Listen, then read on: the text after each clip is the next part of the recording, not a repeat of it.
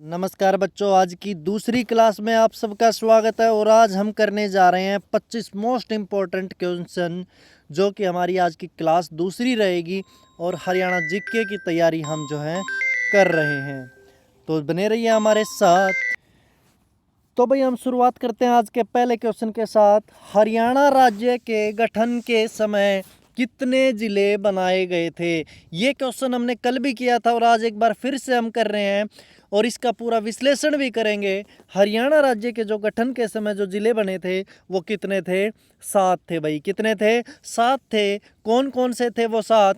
1966 में जब हरियाणा बना उस टाइम पर 7 जिले थे। रोहतक था, करनाल था, गुरुग्राम था, हिसार था, जींद था और महेंद्रगढ़ और अम्बाड़ा। ये 7 जिले थे हमारे हरियाणा बना उस टाइम पर। कैसे याद करेंगे? RKGHJMA, ये 7 जिले हमारे थे।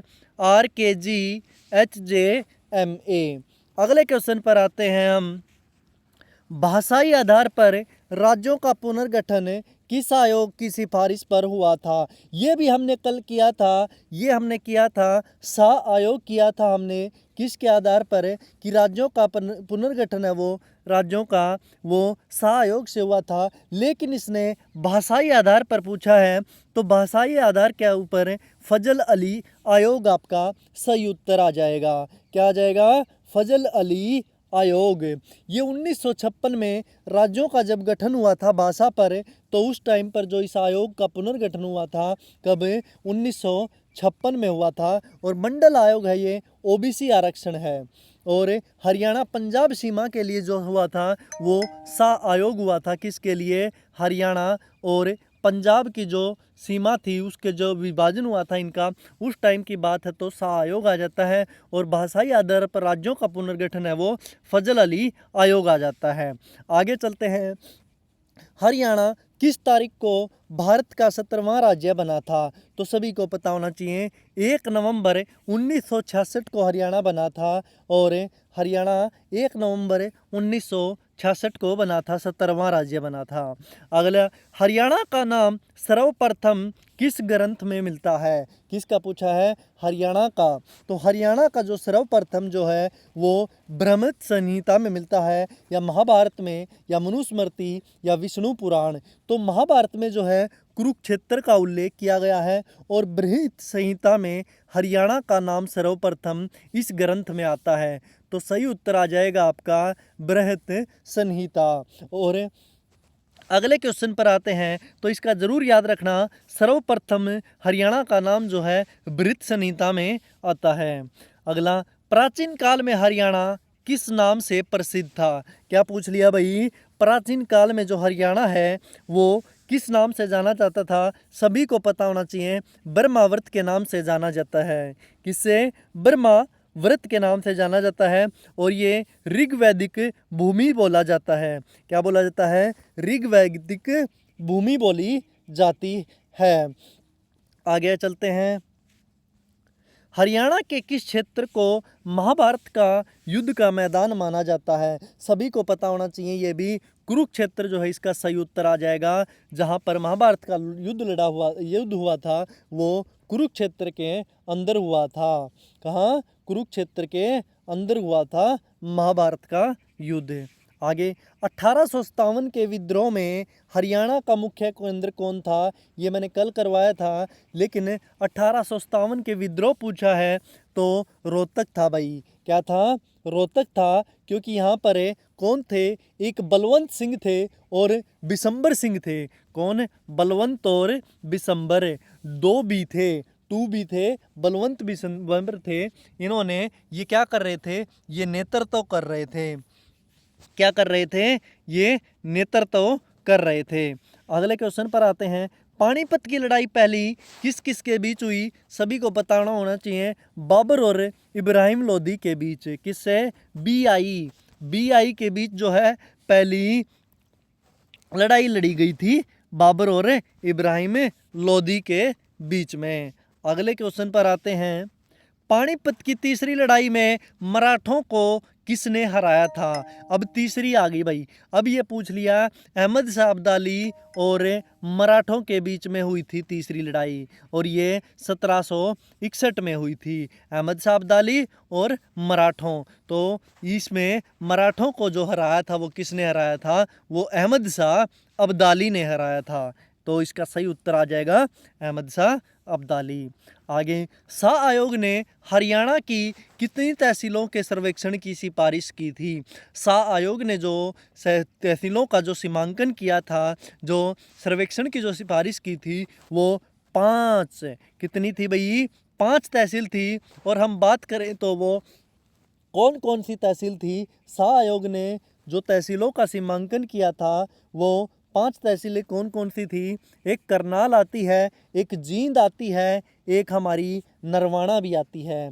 क्या आती है भाई, नरवाना भी आती है, और अम्बाड़ा और शेरपुर भी आती है। अम्बाड़ा और शेरपुर भी आती है। ये 5 तहसील थी जहाँ पर शाह आयोग ने इन 5 तहसीलों का सीमांकन किया था। इन तहसीलों के सर्वेक्षण की सिफारिश की थी। क्या की थी, सिफारिश की थी। आगे चलते हैं। पंजाब से अलग होकर हरियाणा बनने का मुख्य कारण क्या था। सभी को पता है भाई, भाषा थी। क्या थी, भाषा थी। वो पंजाब से पंजाबी बोलते थे, और हमारे हरियाणवी जो है, हमारे हरियाणा जो है हरियाणवी भाषा बोलता है। क्या, और इसी भाषा के कारण जो है क्या हुआ था, हरियाणा अलग होने का मुख्य कारण बन गया था। आगे, 1966 में हरियाणा के पहले मुख्यमंत्री कौन थे। ये मैंने करवाया था, पंडित भगवत दयाल शर्मा जी थे भाई। कौन थे, पंडित भगवत दयाल शर्मा जी थे। और कल मैंने राज्यपाल भी करवाया था, तो राज्यपाल कौन थे, तो आज भी फिर आ गया, राज्यपाल है वो धर्मवीर थे भाई। कौन थे, धर्मवीर थे। आगे चलते हैं। हरियाणा राज्य बनने के समय इसकी राजधानी कौन सी थी और आज कौन सी है, तो ये भी सभी को पता होना चाहिए। आज भी चंडीगढ़ है, और पहले भी कौन सी थी, चंडीगढ़ थी। तो चंडीगढ़ सही उत्तर है। अगला, पुरानी रियासतों में से कौन सी रियासत वर्तमान हरियाणा क्षेत्र में नहीं थी। ये भाई देख सकते हो, देखते ही पता लग रहा है त्रिपुरा की कोई रियासत नहीं है, तो इसका त्रिपुरा जो है सही उत्तर आ जाएगा। कौन सी रियासत है, त्रिपुरा। ये जो है बिल्कुल अलग है, पूर्वोत्तर में है। ये कहाँ पर है, ये पूर्व साइड में है। हरियाणा में किस रियासत को फूलों की नगरी कहा जाता था। बहुत बढ़िया प्यारा क्वेश्चन है भाई। फूलों की नगरी किस रियासत को बोला जाता था हरियाणा के अंदर, तो हरियाणा में जो रियासत को फूलों की नगरी बोला जाता है वो नाभा को बोला जाता है। किसको, नाभा इसका सही उत्तर हो जाएगा। नाभा अपने सुंदर बाग बगीचों के लिए प्रसिद्ध है, इसीलिए इसको फूलों की नगरी बोला जाता है।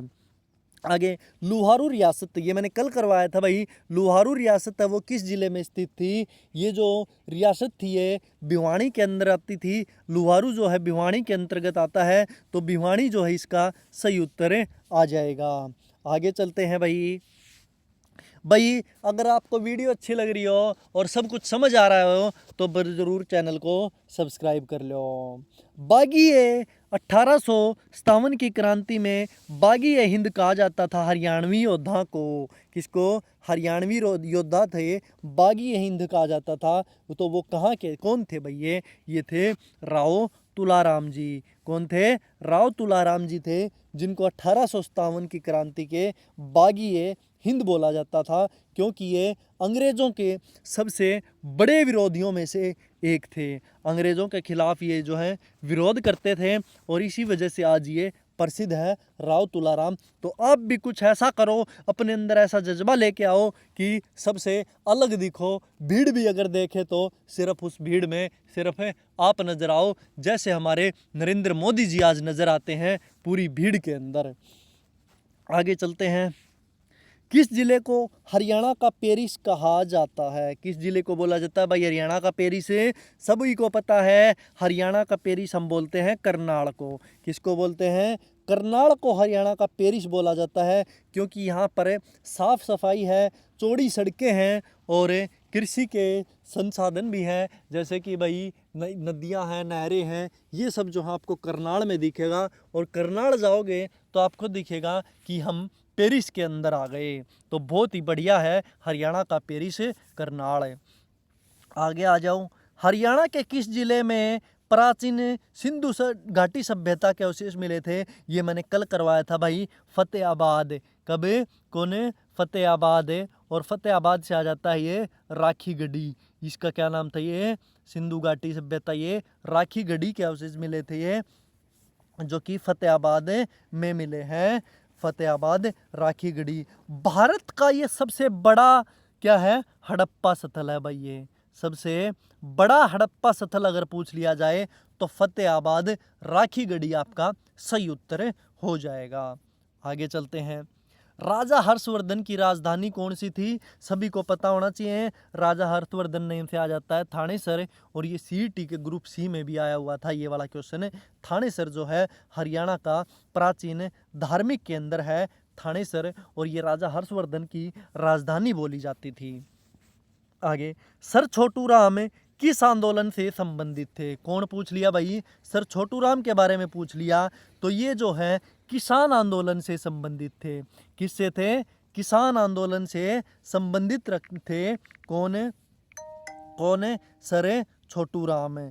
सर छोटू राम जो है किसान आंदोलन के, किसानों के मसीहा बोले जाते थे, इसीलिए ये जो है किसान आंदोलन से जुड़े हुए थे। और इनको किसानों का, ऐसे भी आ सकता है किसानों का मसीहा किसे बोला जाता है? तो क्या आ जाएगा? किसानों, सर छोटू राम को जो है किसानों का मसीहा बोला जाता है। आगे, हरियाणा में आर्य समाज की स्थापना है वो किसने की थी? तो भाई हरियाणा में जो आर्य समाज की जो स्थापना की थी वो दयानंद सरस्वती जी ने की थी। किसने? दयानंद सरस्वती जी ने की थी। डीएसपी ने की थी, डीएस ने की थी, दयानंद सरस्वती ने। उन्होंने हरियाणा में क्या किया था? बहुत ज़्यादा गुरुकुल भी खोले थे भाई। क्या खोले थे? गुरुकुल खोले थे।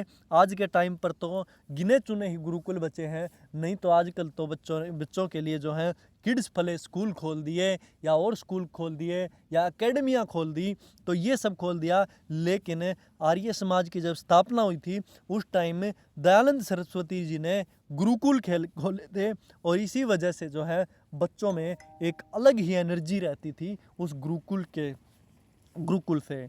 आगे चलते हैं, हरियाणा के गठन का मुख्य सरकारी कानून कौन सा था? किसका पूछ लिया भाई? हरियाणा गठन का मुख्य सरकारी कानून, तो ये आ जाएगा पंजाब रिओर्गनाइजेशन एक्ट 1966। बिल्कुल सही उत्तर आ जाएगा आपका।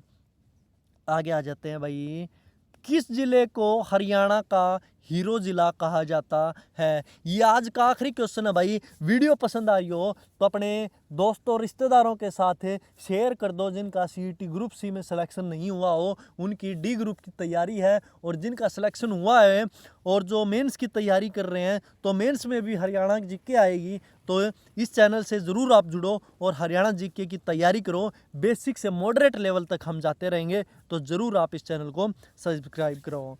हीरो जिला कहा जाता है किसको भाई? भिवानी को बोला जाता है।